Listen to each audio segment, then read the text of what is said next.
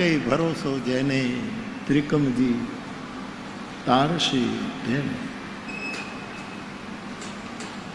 કોઈ પણ દિવસે કેટલાય મહાનુભાવોનો જન્મ દિવસ હોય છે, એ બધા પ્રત્યે આ તો મહાન હસ્તીઓ ને પણ પ્રણામ. તો વૃક્ષ પ્રેમ એ ભગવતસિંહજી બાપુનો બહુ રહે.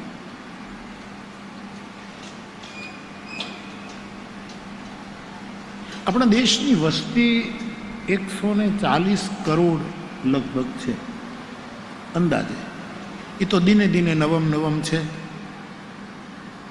વસ્તી વૃદ્ધિ થતી જ જાય છે, સ્વાભાવિક છે. પણ એક સાધુ તરીકે, એક તલગાજરડાના માર્ગી સાધુ તરીકે, વૈરાગી સાધુ તરીકે હું ગોંડલની જનતાને, ભગવતસિંહજી બાપુનો આત્મા પણ પ્રસન્ન થશે. મારા ગુજરાતને, મારા રાષ્ટ્રને એક વિનય કરવા ઈચ્છું છું કે 140 કરોડની જનતા આપણા દેશની છે, એમાંથી 100 કરોડ, 40 કરોડ આપણે આપણી વાત કોઈ સ્વીકારે ન સ્વીકારે, 40 કરોડ આપણે રાખી દઈએ.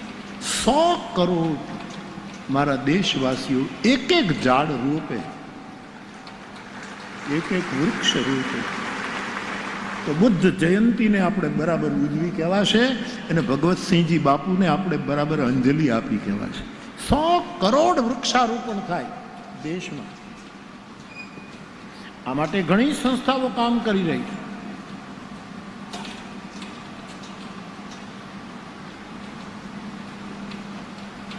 અને રાજકોટમાં એક સંસ્થા સદભાવના નામે જે વૃક્ષારોપણ અને વૃદ્ધોની સેવા કરે છે, એ આ વૃક્ષારોપણ થાય મારા દેશમાં એટલા માટે મેં રાજકોટને એક કથા આપી છે.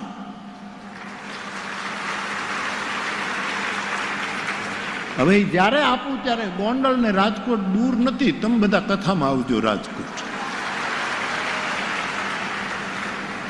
કથા આપી છે. હું તો આ કથા જ એમને આપી દેવાનો હતો, પણ આટલા દિવસમાં તૈયારી થાય ન થાય, વળી ચૂંટણીનો માહોલ હતો. આ તો ધન્ય છે વીરપુરની ધજાને. અમારો ચેતન સતત બોલ્યા કરે કે ભરતભાઈ ન હોત તો આવું ન કરી શકત બાપુ. કાલે તો મને એમ કહે કે હવે મારી કથા તો હવે થઈ ગઈ, મને ક્યારેક પાછી કથા, પણ ભરતભાઈનું આયોજન જ્યાં હોય ને ત્યાં મને એની સાથે માર્ગદર્શન મેળવવા ગોઠવી દેજો ને, તો મને ખબર પડે કે આવા આયોજન કેમ થાય. અને ભરત બાપા સતત ગોંડલના જે મુખ્ય 5-7 જણાએ બહુ જ મદદ કરી છે, એને સતત આગળ કરે કે આ લોકોએ બહુ જ મોટું કામ. તો રાજકોટ જ્યારે કથા કરું ત્યારે તમે બધા આવજો. ક્યાં દૂર છે, અને એ આવા ઉકળાટમાં આપણે નહીં રાખીએ. આ જે હીટ વે ચાલે છે એવા સમયે નહીં રાખીએ. થોડા પ્રેક્ટિકલ બનીને આપણે એવી ઋતુ રાખશું કે ત્યાં બહુ ઠંડી ન હોય, ગરમી ન હોય. અને અહીંયા મંડપમાં તો શીતળતા જ છે ને સાહેબ. મને ભરતભાઈ કે બાપુ મંડપ તો એસી છે અને ખીચો ખીચ લોકો બેઠા છે, પણ તોય આટલા સાથે બેસવામાં ગરમી તો થતી હોય અને હવે ક્યાંય જગ્યા નથી, એટલે મંડપ વધારવો પડશે. શું કરું? મેં કીધું વધારો, પણ એસીનું શું થશે? કેટલા એસી નાખી દઈશું. અહીંયા રસોડામાં પણ ઓલા ફુવારા રાખ્યા છે કે રસોડામાં કામ કરે અને ગરમી ન લાગે. જે સ્વયંસેવકો જે ડોમમાં બધા ઉતાર્યા છે ત્યાં પણ મને સમાચાર આપ્યા કે કોઈની તબિયત ન બગડવી જોઈએ એ પણ. અને આપે ધ્યાન રાખજો આ ગરમીમાં, કારણ કે ગરમીનો પારો વધતો જાય છે અને આપણો મગજનો પારો તો ગરમ હોય જ, અને એ બે ગરમી ભેગી થાય તો પછી પણ હું તો વિનોદ કરું છું બાપ, 100 કરોડ વૃક્ષો વવાય આપણા દેશમાં. હું તો આજે જ વીરપુર વાડીમાં ઉતર્યો છું, ત્યાં વૃક્ષ રોપી દેવાનું છું. અને એક નહીં 5 રોપી દઉં, 5 વૃક્ષો રોપી. આપની અનુકૂળતા એ જ્યાં જગ્યા મળે, જ્યાં હોય, ગામે ગામ આવું આયોજન થાય તો કેટલું મોટું કામ થાય. બુદ્ધ ભગવાનને મોટી અંજલિ અર્પણ કરાય. આપણા સાધુ સંતો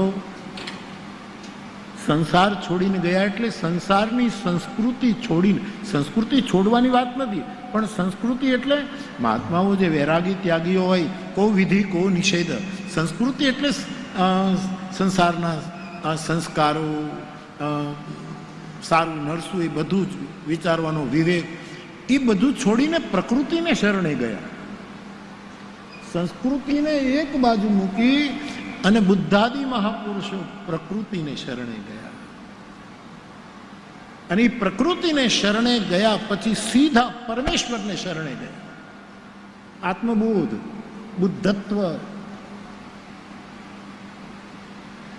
સંસ્કૃતિનો ત્યાગ નથી કરવાનો. સંસ્કૃતિ પ્રથમ પગલું છે. એ પ્રોસેસ, સંસ્કૃતિથી ગતિ કરીએ, પ્રકૃતિમાં પ્રવેશ કરીએ અને પ્રકૃતિ થ્રુ આપણે પરમેશ્વરને પામી. અને પ્રકૃતિનું એક મોટામાં મોટું અંગ છે વૃક્ષો.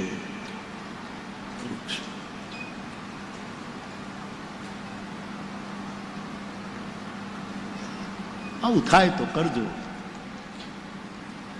100 કરોડ લોકો વૃક્ષ રોપે, દેશ નંદનવન બની જાય, સ્વર્ગ નીચે આવે. આવી મારી પ્રાર્થના. સીતારામ બાપુ વાવજો બાપુ. હા બાપુ, તમે વાવ. બધા થાય એટલું કરજો. બીજું, 140 કરોડની આપણા દેશની આબાદી, એમાં 40 કરોડને એક બાજુ મૂકી દો. 100 કરોડ લોકો મારા દેશના રોજ એક વખત હનુમાન ચાલીસાનો પાઠ કરે. દેશની દશા જોજો. આ બાવો બોલે છે ખાલી અત્યારે, હું જોવા હોઉં કે ન હોઉં મને ખબર નથી. 100 એક જ વખત રોજ 100 કરોડની. કારણ કે 40 કાઢ નાખો છો. કારણ કે જે ધર્મને હનુમાન ચાલીસા અનુકૂળ ન પડતા હોય, જેને કોઈ એની સાધના પર, એના ઉપર આપણે દબાણ ન કરી શકીએ.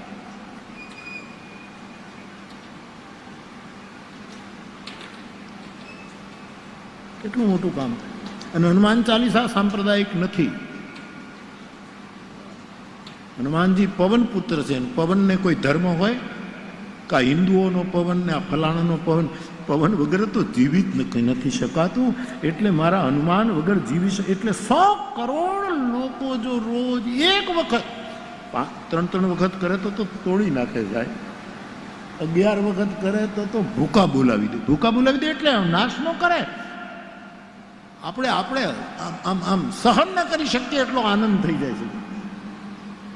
100 કરોડ હનુમાન ચાલીસાનો પાઠ થાય.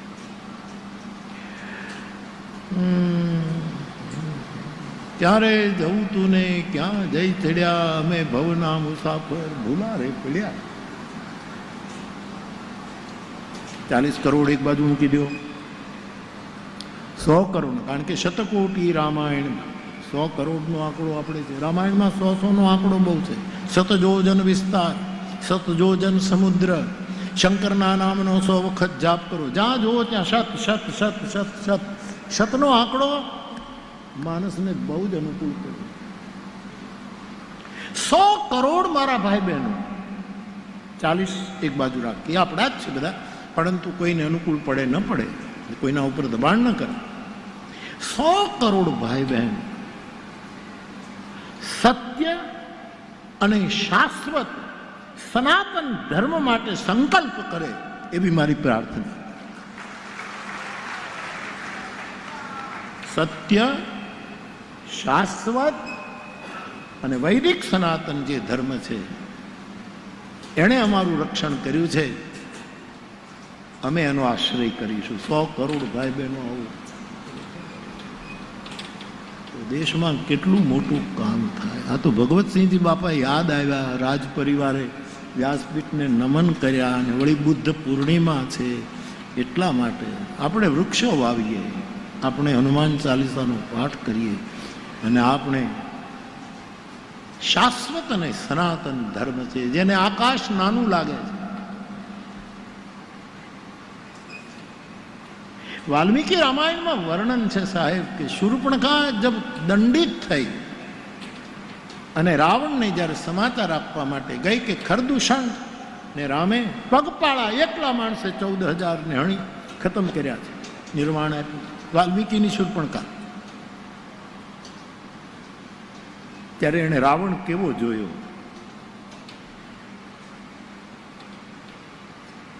લંકા નગરીને મરુત ગણો રક્ષા કરે છે, મરુત ગણો વાલ્મીકી. દે દીપ્યમાન લંકા નગરી, સ્વર્ણ નગરી. અને શૂર્પણખા રાવણ કી બહેન છે એટલા માટે એને બધી જગ્યાએ કોઈ મંજૂરી લેવાની જરૂર નથી, પ્રવેશ કરી શકે.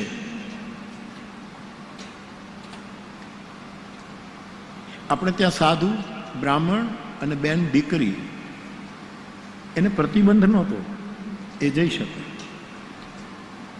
નારીનું એ સન્માન હતું. આપણે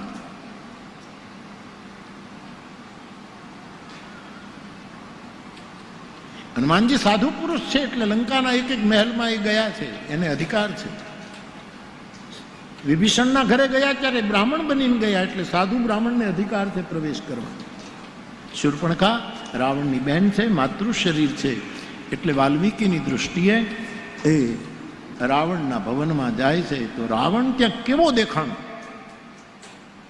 યમરાજાએ મોઢું ફાડ્યું હોય સાહેબ, વાલ્મીકીના શબ્દો, મોઢું પોળું કર્યું હોય અને 10 મુખ અને 20 ભુજા. વાલ્મીકી કહે છે એમાંથી એક હાથ ઊંચો કરે તો સૂરજ અને ચંદ્રને ઉગવું કે નહીં એનો વિચાર કરવો પડે. આવો રાવણ. વર્ણન તો વાંચો સાહેબ વાલ્મીકી. 2 હાથ કરે તો સૂરજ ચંદ્ર 2 વિચાર કરે કે આજ નહીં ઉગાયો. રાવણની ભુજા ઊંચી થઈ ગઈ. વંદે વાલ્મીકી કોકિલમ. વિશ્વામિત્ર કહે વાલ્મીકી રૂપી કોયલને હું પ્રણામ કરું છું.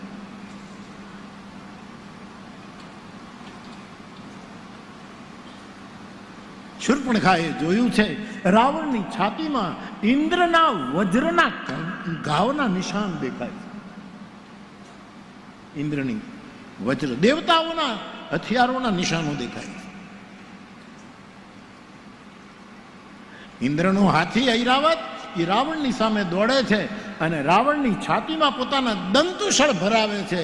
એ વખતે રાવણ પડ્યો નથી, છતાં એ દંતુશળની નિશાની એની છાતીમાં લાગી છે. એનું દર્શન શૂર્પણખાએ કર્યું.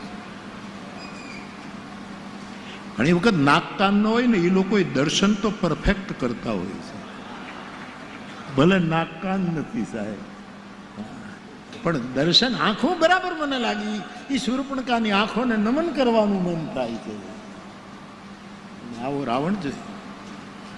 ભગવાન વિષ્ણુના સુદર્શન ચક્ર એ રાવણની છાતીને આમ જેમ ભરણો લીધેલો. અનેક વખત યુદ્ધમાં એના ગોળ ગોળ નિશાનો રાવણની છાતીમાં શૂર્પણખાએ જોયા.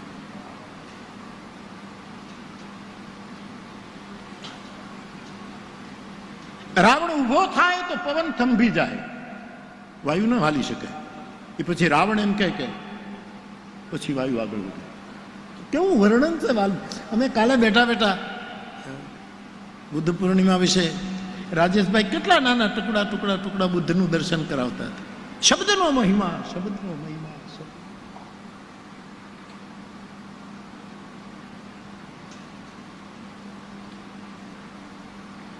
પવન થંભી જાય. રાવણ જે વૃક્ષની તરફ જાય વૃક્ષના પાંદડા હલવાનું બંધ કરી દે.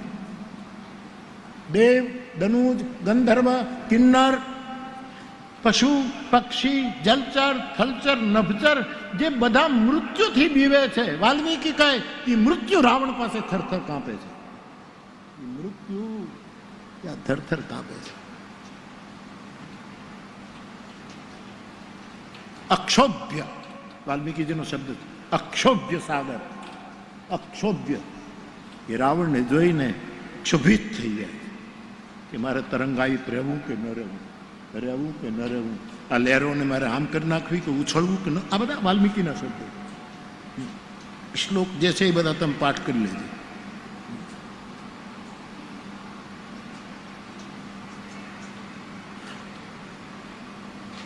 આવો રાવણ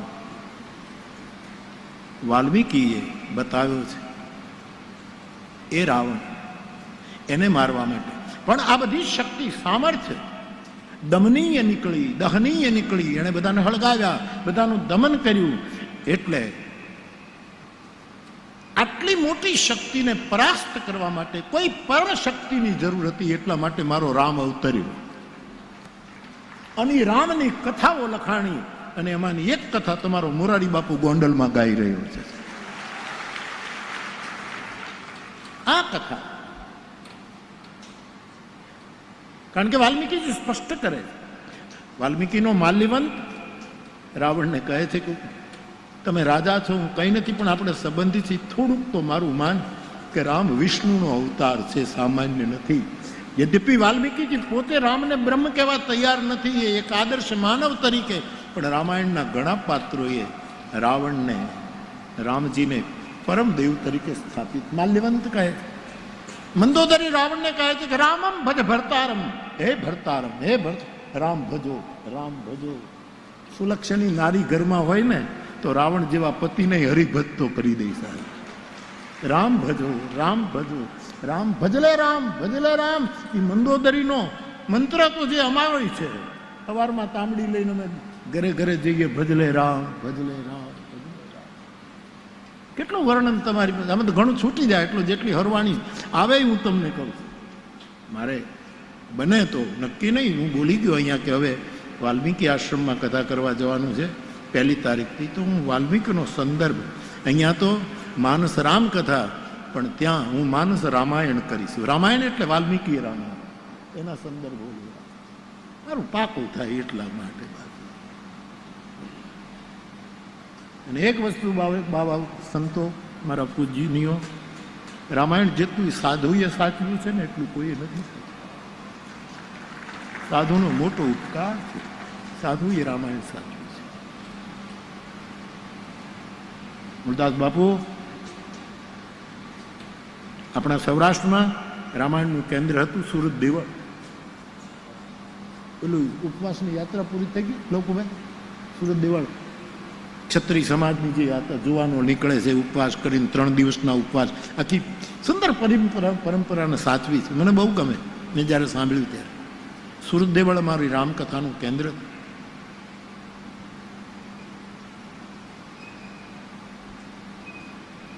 આખી પરંપરા. ભગવાન દાસજી બાપુ, ત્રિકમદાસજી પાછું બાપુ જુનાગઢ પધાર્યા.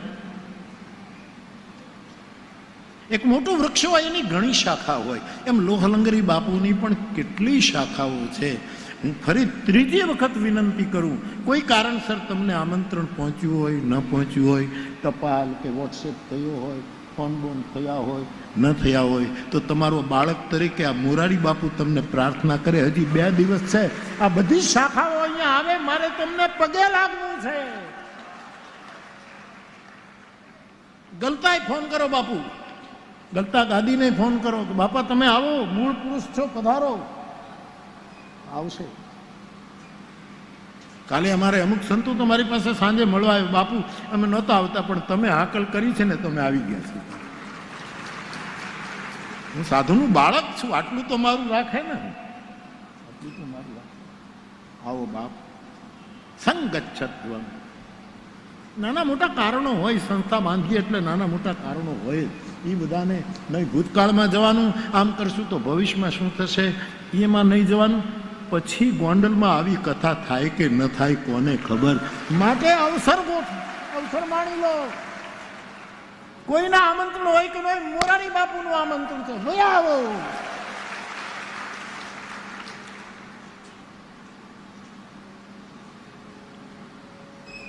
બાકી તો આપ દયાળુ છો બધા, બરાબર મૂળદાસ બાપુ?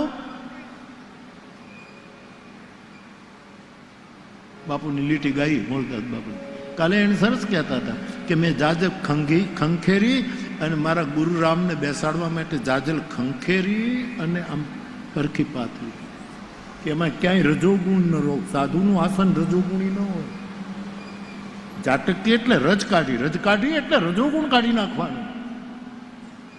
મેં હરીન્દ્રભાઈ દવેને કીધું, મને કે બાપુ આ પધરામણી શબ્દ તો, મેં કીધું પધરામણી શબ્દ બહુ ઉત્તમ છે, મારો વાલોજી આવ્યાની વધામણી છે. પરંતુ કાલાંતરે પધરામણી શબ્દ રજોગુણી થઈ ગયો એટલે મને નથી ફાવતું. હરીન્દ્ર દવેને મેં કહ્યું મને થોડોક રજૂ કે ભાઈ આવું આસન પાથરો, આરતી કરો, પૂજા કરો, ફલાણું કરો, આ કરો, એ થોડુંક રજોગુણ લે એટલે મને વ્યક્તિગત રીતે ને, બાકી તો જાજમ પાથરીને રજોગુણ ખંખેરી અને આપણે આપણા ગુરુઓનું પૂજન કર્યું છે. સાહેબ, આ આપણો દેશ છે.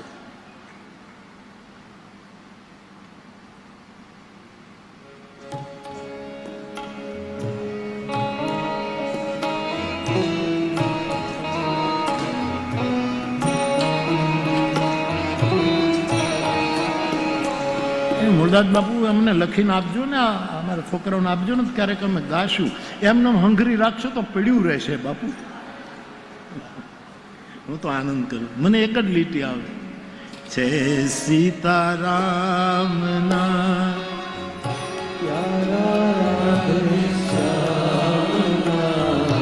છે, સીતારામના પ્યારા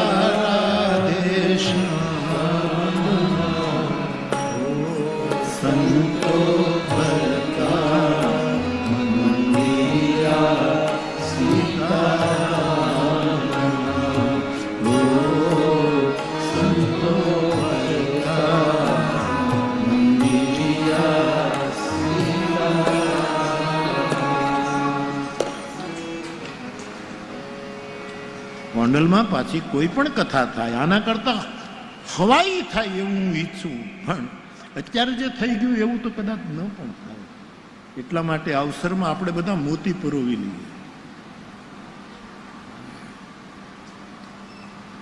ત્રિકમે તોડી નાખ્યા તાગડા. રાવત ભગત બોલ્યા,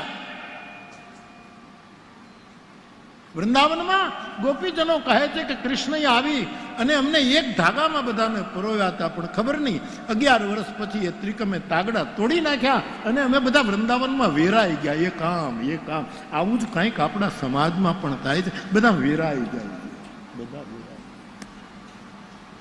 કોઈક 2 મણકા લઈને વયો ગયો ને કોઈક 3 મણકા લઈ 108 ભેગા કરવા પડશે. સાહેબ, તે દિવસે આપણું 108નું બિરુદ ધન્ય બનશે. ત્રિકમે તોડી નાખ્યા તાગડા. એ બધા રાવત બાપાનું ભજન છે, પદ છે, બહુ સરસ.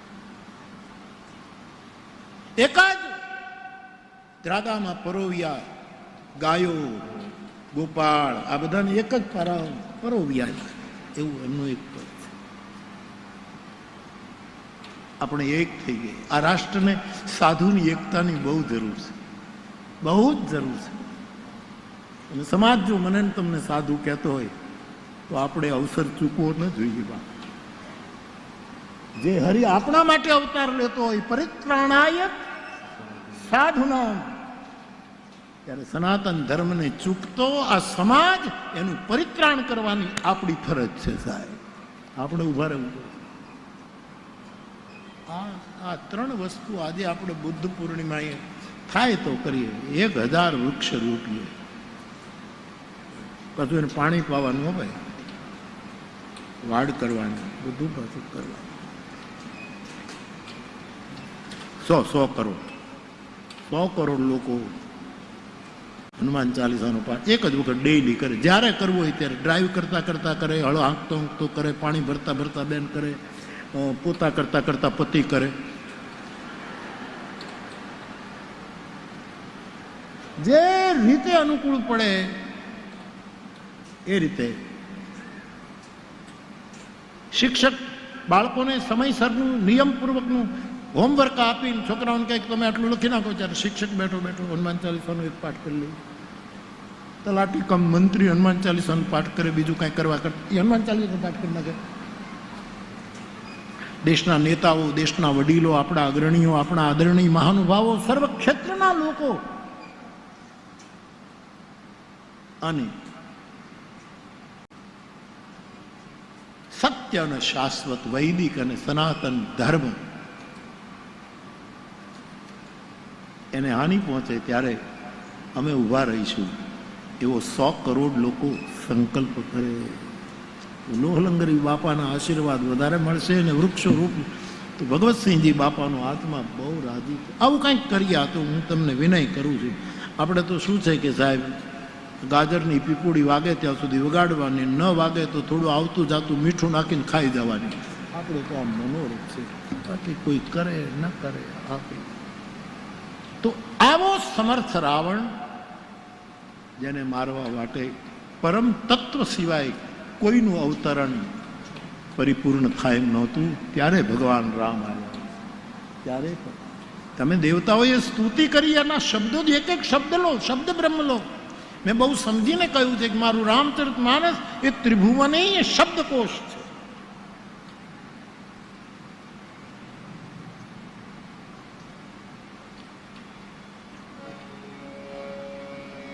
જય જય સુરનાયક જન સુખદાયક પ્રણત પાલ ભગ.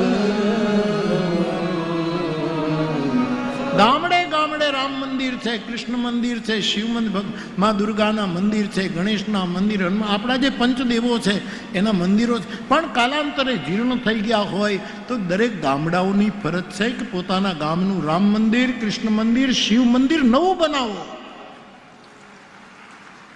કપાસના કે ઘઉંના ભાવ અત્યારે હારા નહીં હોય તો આવતા સમયે મંદિરનો નિર્ણય કરશો તો હારા ભાવ આવશે.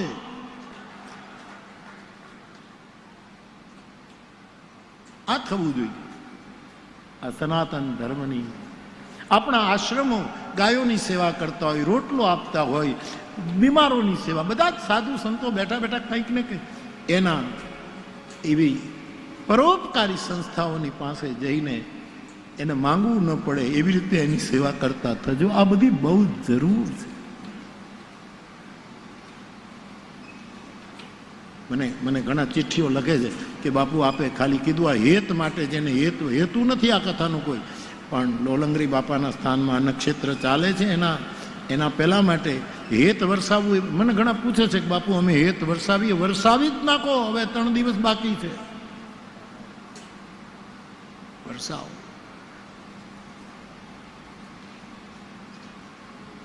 એવું રામ તત્વ અવતરિત થયું. કારણ કે રાવણ કેવો, રાવણના જેવો, એની કઈ તુલના નથી છે. 1,00,000 કંસ અંદર હમાઈ જાય ને કોઈ રાવણ નો થાય. રાવણ ગજબ છે સાહેબ, ગજબ છે.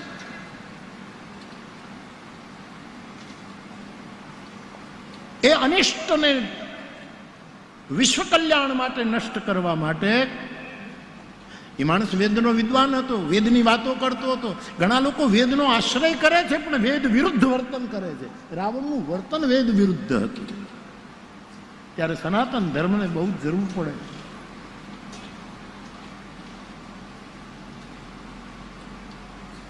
બાપ એવું પરમ તત્વ જેને માલ્યવંત રાવણને કહે છે, મંદોદરી રાવણને કહે છે તમે રામ ભજો, રામ ભજો. વાલ્મીકીમાં એ વખતે રામને વિષ્ણુના અવતાર તરીકે સ્વીકારવામાં આવ્યા છે.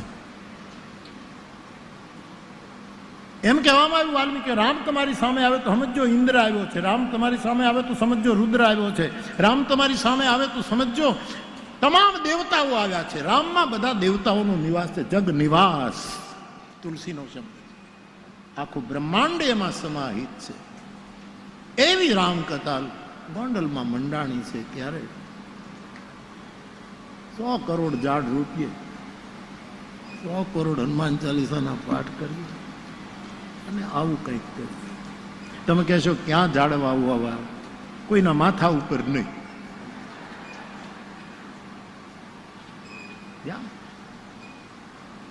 સર પંચાયતને પૂછી ગામની શોભા જાગે, કોઈને આડા ન પડીએ, ઘણા ન થાય.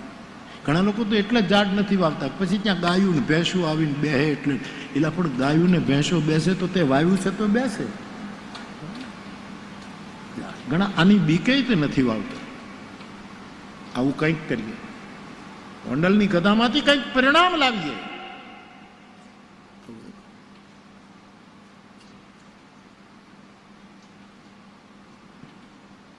એવું રામ તત્વ, એની રામ કથા, જેનું નામ અનંત, જેનું રૂપ અનંત, જેના વિચારો અનંત, જેની વિચારોનો વિસ્તાર અનંત, એવા પરમાત્મા રામ, એની આ કથા શતકોટી પ્રવિસ્તરમ.